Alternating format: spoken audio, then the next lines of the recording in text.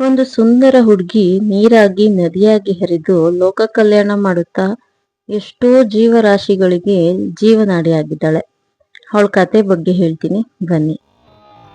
ನಮ್ಮ ಭಾರತೀಯ ಸಂಸ್ಕೃತದಲ್ಲಿ ನದಿಗಳಿಗೆ ವಿಶೇಷ ಸ್ಥಾನ ಇದೆ.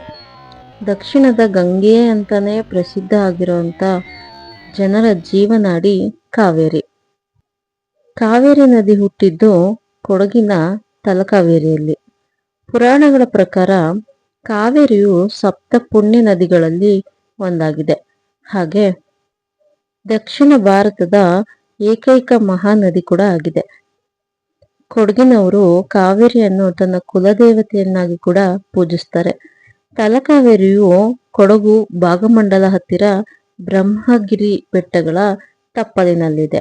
ಇದು ಸಮುದ್ರ ಮಟ್ಟಕ್ಕಿಂತ 5,000 ಅಡಿಗಳಷ್ಟು ಎತ್ತರದಲ್ಲಿದೆ. ಕಾವೇರಿಯ ಉಗಮ ಸ್ಥಾನವಾದ ಇಲ್ಲಿ ಪ್ರತಿ ವರ್ಷ ಅಕ್ಟೋಬರ್ ತಿಂಗಳಿನ ತುಲಾ ಸಂಕ್ರಮಣದ ದಿನ ತಾಯಿ ಬುಗ್ಗೆಗಳಾಗಿ ಪ್ರಕಟಗೊಳ್ಳುತ್ತಾಳೆ. ಈ ತೀರ್ಥೋದ್ಭವದ ದಿನ ಕೊಡಗಿನವರು ಸಡಗರದಿಂದ ಹಬ್ಬವನ್ನು ಸಹ ಆಚರಿಸ್ತಾರೆ. ಇನ್ನು ಕಾವೇರಿಯ ಹುಟ್ಟಿನ ಬಗ್ಗೆ ಹೇಳ್ಬೇಕಂದ್ರೆ ಪುರಾಣಗಳ ಪ್ರಕಾರ ಹಲವಾರು ಕಥೆಗಳಿವೆ. ಹೌದು, ಕಾವೇರಿ ನೀರಾಗಿ ಹರಿಯುವ ಮೊದಲು ಒಂದು ಸುಂದರ ಹುಡುಗಿಯಾಗಿದ್ಲು. ಸಾವಿರಾರು ವರ್ಷಗಳ ಹಿಂದೆ ಕಾವೇರ ಎಂಬ ರಾಜ ಇದ್ರು. ಆ ರಾಜನಿಗೆ ಮಕ್ಕಳಿರದ ಕಾರಣ ಬ್ರಹ್ಮದೇವನನ್ನ ಕುರಿತು ತಪಸ್ಸು ಮಾಡ್ತಿರ್ತಾರೆ. ಆಗ ಬ್ರಹ್ಮದೇವನಿಂದ ವರ ಪಡೆದು ಲೋಪಮುದ್ರೆ ಎಂಬ ಮಗಳನ್ನ ಪಡೆದುಕೊಳ್ತಾನೆ. ನಂತರ ಲೋಪಮುದ್ರೆಗೆ ಕಾವೇರಿ ಅಂತ ಹೆಸರಿಡ್ತಾರೆ. ಕಾವೇರಿಯು ಮುದ್ದಾಗಿ ಬೆಳೀತಿರ್ತಾಳೆ. ಒಂದು ದಿನ ಅಗಸ್ತ್ಯ ಮುನಿಗಳು ಕಾವೇರಿ ರಾಜನ ಅರಮನೆಗೆ ಬರ್ತಾರೆ. ಅಲ್ಲಿ ಕಾವೇರಿಯನ್ನು ನೋಡಿ ಮದುವೆ ಆಗುವುದಾಗಿ ಪ್ರಸ್ತಾಪಿಸ್ತಾರೆ. ಮುನಿಗಳ ಮಾತನ್ನು ತಿರಸ್ಕರಿಸಬಾರದು ಅಂತ ಕಾವೇರಿ ಒಪ್ಪಿ ಮದುವೆ ಆಗಿ ಬ್ರಹ್ಮಗಿರಿಯಲ್ಲಿನೇ ವಾಸವಾಗಿರ್ತಾಳೆ. ಆದ್ರೆ ಮದ್ವೆ ಆದ್ಮೇಲೆ ಅವಳಿಗೆ ಗೊತ್ತಾಗುತ್ತೆ ಆ ಪ್ರಾಂತ್ಯದಲ್ಲಿ ನೀರಿನ ಕೊರತೆ ತುಂಬಾ ಇರುತ್ತೆ ಅಂತ. ಆಗ ಕಾವೇರಿ ತಾನೇ ನದಿಯಾಗಿ ಹರಿದು ಲೋಕ ಕಲ್ಯಾಣ ಮಾಡ್ಬೇಕು ಅಂತ ಇಷ್ಟಪಡ್ತಾಳೆ. ಅವಳ ಬಯಕೆಯನ್ನ ತನ್ನ ಗಂಡನಾದ ಅಗಸ್ತ್ಯ ಮುನಿಗಳ ಮುಂದೆ ಇಟ್ಟು ನನಗೆ ಜಲದ ರೂಪ ಕೊಡಿ ಅಂತ ಕೇಳ್ಕೊತಾಳೆ.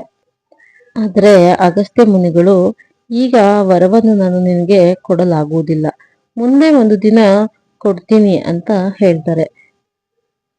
ಇದರಿಂದ ಕೋಪಗೊಂಡ ಕಾವೇರಿಯು ನೀನ್ ಯಾವಾಗ ನನ್ನನ್ನು ಬಯಸ್ತೀಯೋ ಆವತ್ತೇ ನಾನು ನೀರಾಗಿ ಹರಿಯುತ್ತೇನೆ ಅಂತ ಎಚ್ಚರಿಸ್ತಾಳೆ.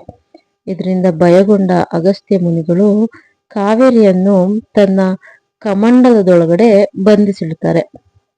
ಆ ಕಮಂಡಲವನ್ನು ಯಾವಾಗ್ಲೂ ಜೊತೆಯಲ್ಲೇ ಇಟ್ಟುಕೊಂಡಿರ್ತಾರೆ.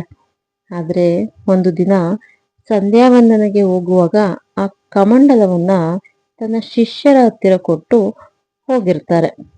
ಆದ್ರೆ ಒಂದು ಕಾಗೆ ಬಂದು ಆ ಕಮಂಡಲವನ್ನ ಬೀಳಿಸ್ಬಿಡುತ್ತೆ. ಆಗ ಕಾವೇರಿಯು ಆ ಸಮಯವನ್ನ ಬಳಸ್ಕೊಂಡು ನೀರಾಗಿ ಹರಿದು ಹೋಗ್ತಾಳೆ. ಅವಳನ್ನ ತಡೆಯಲು ಎಷ್ಟೇ ಪ್ರಯತ್ನಿಸಿದ್ರು ಕೂಡ ಅದು ಸಾಧ್ಯ ಆಗೋದಿಲ್ಲ. ಇದನ್ನು ನೋಡಿದ ಅಗಸ್ತ್ಯರು ತನ್ನ ತಪ್ಪಿನ ಅರಿವಾಗುತ್ತೆ. ಆಗ ಜಲದ ರೂಪದಲ್ಲಿ ನೀನು ಲೋಕ ಕಲ್ಯಾಣ ಮಾಡು, ಹಾಗೇನೆ ಇನ್ನೊಂದು ರೂಪದಲ್ಲಿ ನನಗೆ ಮಡದಿಯಾಗಿರು ಅಂತ ಕೇಳ್ಕೊಳ್ತಾರೆ. ಕಾವೇರಿಯು ಅದಕ್ಕೆ ಒಪ್ಪಿ 2 ರೂಪಗಳನ್ನ ತಾಳ್ತಾಳೆ. ಒಂದು ಲೋಪಮುದ್ರೆಯಾಗಿ ಮುನಿಗಳ ಮಡದಿಯಾಗಿರ್ತಾಳೆ. ಇನ್ನೊಂದು ಕಾವೇರಿಯ ರೂಪ ತಾಳಿ ಕಾವೇರಿ ನದಿಯಾಗಿ ಹರಿಯತೊಡಗ್ತಾಳೆ. ಕಾವೇರಿ ನಮ್ದು. ಈ ವಿಡಿಯೋ ನಿಮ್ಗೆ ಇಷ್ಟ ಆಗಿದ್ರೆ, ಈ ತರ ಸ್ಟೋರಿಗಳು ನಿಮ್ಗೆ ಇನ್ನೂ ಬೇಕು ಅನ್ಸಿದ್ರೆ ಈ ವಿಡಿಯೋಗೊಂದು ಲೈಕ್ ಮಾಡಿ, ಹಾಗೇನೆ ನನ್ನ ಚಾನಲ್ನ ಸಬ್ಸ್ಕ್ರೈಬ್ ಮಾಡ್ಕೊಳ್ಳಿ, ಸಪೋರ್ಟ್ ಮಾಡಿ. Thank you.